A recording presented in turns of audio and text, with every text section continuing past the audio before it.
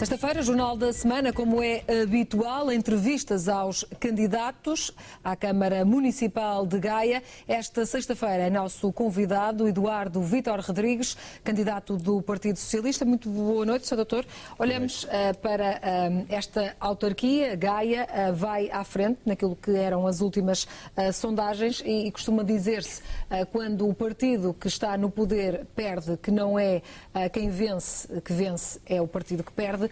Podemos assistir a uma situação dessas? Se vencer em Gaia é porque há uma derrota, neste caso do PSD? Muito boa noite e obrigado pelo convite, antes do mais. Eu penso que aquilo que está em jogo, de facto, é uma coisa diferente. Em Vila Nova de Gaia não se sente tanto aquela lógica de ruptura de um partido de poder para uma gestão de oposição, porque em Vila Nova de Gaia os últimos 3 anos têm sido marcados por uma gestão que em muitos domínios se pauta por uma relação muito direta entre o Presidente e o líder dos vereadores, ou seja, eu próprio, e, portanto, muito daquilo que tem sido a gestão do município em setores-chave como as IPSS e a sua isenção de taxas de resíduos sólidos na fatura da água, o acesso de pessoas portadoras de deficiência às piscinas municipais, ou a redução do IMI, tem sido muito feita a partir de propostas do Partido Socialista, dos vereadores do Partido Socialista, numa lógica de grande articulação com a gestão. E por isso eu tenho dito muitas vezes que acho que há muito de continuidade na minha candidatura relativamente a uma série de aspectos da vida do município. Mas tem sido muito crítico daquilo que é a gestão anterior de Luís Filipe Menezes. Acusou mesmo Luís Filipe Menezes de vedetismo na gestão. Fala, por exemplo, na questão do passivo, dos 400 milhões no passivo. Tem interesse em governar uma Câmara que está endividada? Como é que vai fazê-lo? Bem, em primeiro lugar, a crítica, sendo construtiva e positiva, é muito importante numa gestão democrática.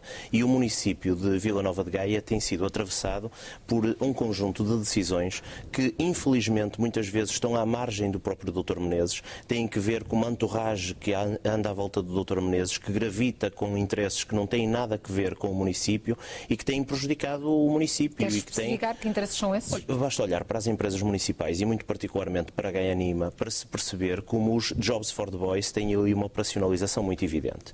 Por isso, aquilo que eu tenho feito é, com um grande equilíbrio e com uma enorme seriedade, porque eu não tenho uma filiação politiqueira na vida, nem quero ter, não sou um profissional da política e acho que tenho a obrigação de uma seriedade em criticar aquilo que é criticável, mas ao mesmo tempo defender o Dr. Menezes em muitos momentos e as decisões do Dr. Menezes em muitos momentos em que ele próprio é incompreendido pelos seus apaniguados. Por isso, essa dimensão crítica faz parte do processo democrático e eu assumo-a com muita naturalidade. Outra coisa diferente é o modelo de gestão que às vezes tem sido seguido em alguns setores. É verdade que nós temos dispêndios que são absolutamente escusados.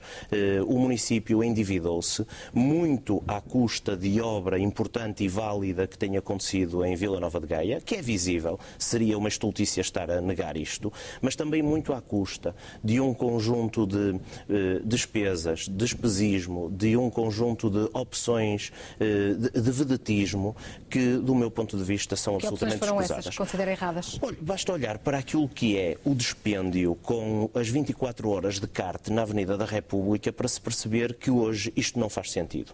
Basta olhar para aquilo que é a proposta do candidato do PSD como prioridade para o município, que é a construção de 3 pontes de atravessamento ao Porto, para se perceber que há aqui qualquer coisa de errado.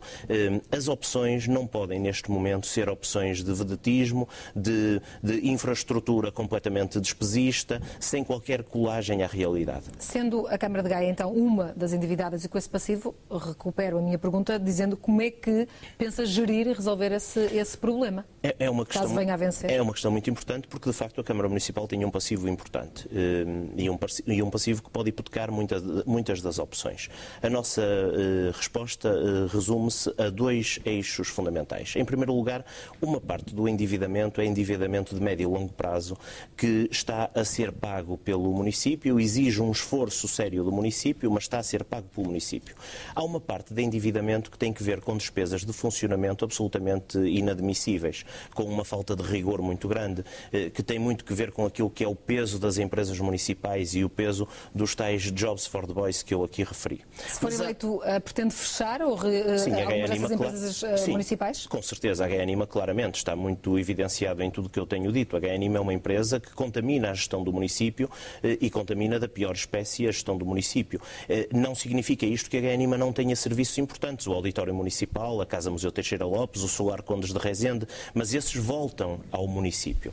Agora, nós temos também um aspecto para discutir com o Presidente da Câmara do Porto, com o Presidente da Câmara de Matosinhos. Eu acho até que discutir numa lógica regional. Nós não podemos admitir que um município como Lisboa, que poucos mais habitantes do que Vila Nova de Gaia ou do que o Porto tenha um orçamento que é um orçamento de 900 milhões, quase 1.000 milhões de euros, enquanto que o município de Vila Nova de Gaia tem um orçamento, de execução pelo menos, que ronda os 140 milhões de euros. Há aqui uma discrepância que resulta de receitas que são absolutamente intoleráveis que sejam concentradas em Lisboa. Receitas de derrama de empresas que pagam em função da localização da sede e não do negócio ou da massa salarial que se distribui pelo país. Ou seja, um conjunto de aspectos que resultam daquele centralismo que é histórico na realidade portuguesa e que estão a penalizar o resto do país, a paisagem, e a concentrar recursos em Lisboa.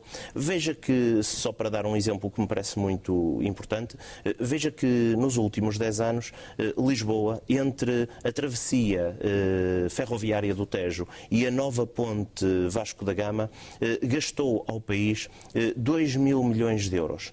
Bem, no Porto, quando quiser fazer essa comparação, vai ficar por valores absolutamente reduzidos. Nós queremos fazer a ponte pedonal que custa 6 milhões e andamos aqui com problemas sérios. Dr. Eduardo Vítor Rodrigues, falou aí também do seu opositor, de Carlos Abreu Amorim. Tem sido muito crítico daquilo que têm sido as palavras de Carlos Abreu Amorim, nomeadamente quando o candidato do PSD e CDS atacou o Ministro das Finanças, Vítor Gaspar. Disse e acusou-o de ser oportunista, esquizofrénico e concedeu mesmo a demitir-se.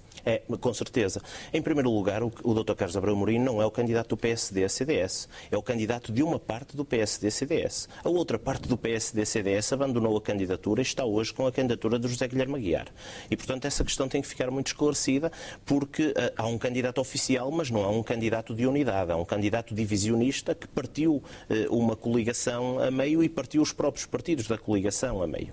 Em segundo lugar, eu acho que aquilo que é intolerável na vida política não é tanto uma decisão errada ou duas decisões erradas. Quem decide na vida política tem sempre uma outra decisão que é questionável. Agora, as questões de ética, as questões de lealdade, as questões até de... Eu não quero transformar isto num juízo de valor, mas acho que há aqui um oportunismo, um aproveitamento, um eleitoralismo populista que se aproxima daquilo que é o percurso radical do Dr. Carlos Abreu Amorim. A minha reação não foi uma reação política, foi porque eu concordo que o Dr. Vítor Gaspar está mais no governo. Agora, eu não posso admitir que quem anda 2 anos a defender o Dr. Vítor Gaspar, a defender as medidas mais indefensáveis contra tudo e contra todos, porque fez aritmética eleitoral, percebeu que vai atrás nas sondagens e percebeu que pode ser popular dizer mal do Dr. Vítor Gaspar, faz aquele papel. Eu estou até convencido que o Dr. Amorim, se perceber que dá votos dizer mal do Dr. Menezes, vai começar a dizer mal do Dr. Menezes. E isso é um problema que não é um problema político e é intolerável. Falou dessa divisão e da questão do PS poder estar dividido com a candidatura independente de José Guilherme Aguiar. De certa forma, essa alegada divisão pode favorecê-lo nestas eleições? Eu penso que aquilo que me favorece neste momento é o balanço de 8 anos de gestão na Junta de Freguesia de Oliveira do Douro, uma Junta de Freguesia que tem mais habitantes do que a maior parte dos municípios deste país. 3 anos e meio enquanto vereador da oposição na Câmara Municipal de Gaia, mas participando em muitas decisões de uma forma absolutamente ativa e um conhecimento profundo da realidade do Conselho e das instituições do Conselho. E eu acho que isso é que me beneficia e vai ser isso, e é isso que está a fazer pender as opções dos cidadãos. Repare que aquilo que está hoje em cima da mesa é saber se nós queremos ter um Presidente de Câmara que conheça a realidade e que decida em prol das pessoas ou se queremos ter um Presidente de Câmara que nem sequer o seu condomínio ainda geriu. Eu acho que há aqui uma distinção... Mas todos os candidatos são assim, na sua opinião, não conhecem os outros candidatos aquilo que é a realidade do Conselho? Eu penso que aqueles que não têm nada a ver com o Conselho... José Guilherme Aguiar já esteve no Conselho de Gaia.